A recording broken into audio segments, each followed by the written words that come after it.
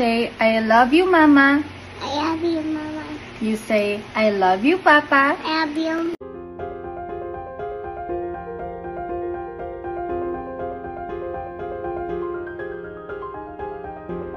Hello at welcome back sa aking channel. Jessie Mendiola at asawa nitong si Luis Manzano kilig sa kanilang anak na si Baby Rosie o mas kilalang Peanut.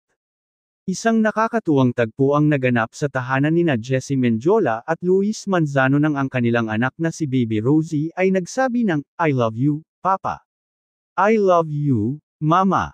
Sa kanyang mga magulang. Hindi napigilan nina Jessie at Luis ang kilig at tawa, lalo na't kilala si Baby Rosie bilang isang napaka-sweet na bata.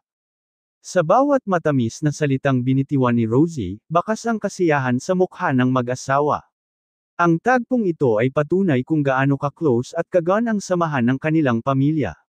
Narito at ating panoorin ang cute na video, pero bago yan maaari po kayong mag-subscribe para laging updated sa iba pang kaganapan.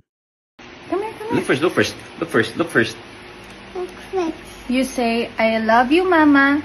I love you, Mama. You say, I love you, Papa. I love you, Papa. You I say, love you.